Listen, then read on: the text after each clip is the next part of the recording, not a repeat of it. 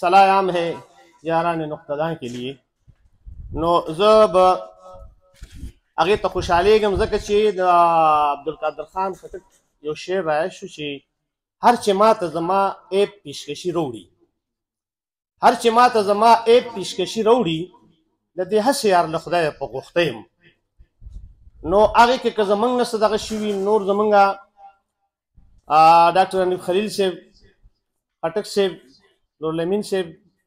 دوی به په هغې باندې ښې خبرې وکړي زیاتې علمي خبرې به پرې وکړي دوی زموږ نه ډېر زیات ماشاءالله پوه دي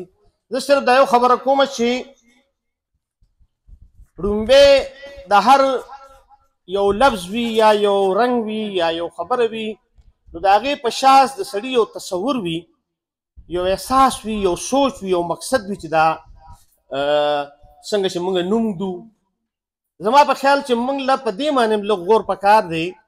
چې د دې کتاب نوم چې دی دا دی یو ارمان اوس دا ارمان څه شی دی دا یو ارمان چې دی ښاغلي د خپل کتاب له دا نوم غوره کړی دی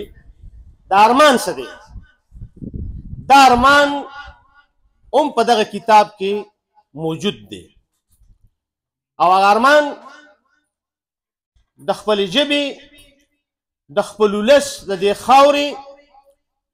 او د هغه ولس د هغه مظلومو محکومو خوارکښو اواز نن چې موږ د کومو حالاتو سره مخ کیږو د هغې عکس د هغې ترجماني هغه دې ښاغلي چې کوم دی نو په دې خپله شاعرۍ کې کړې ده او ډېر په اخلاص سره ډېر په سوچه جذبې سره او په صداقت سره د ده ارمان چې کوم دی دغه یو ارمان هغه ارمان دا دی چې انصاف وي د ظلم او جبر ختم شي هر چا ته خپل حق میلاو شي او بیا په خپله ژبه کې د پښتنو زموږ چې کوم موږ ته کومې ستونزې دي پښتانه د کومو حالاتو سره مخ دي هغه حالاتو نه راوځي ترقي وکړي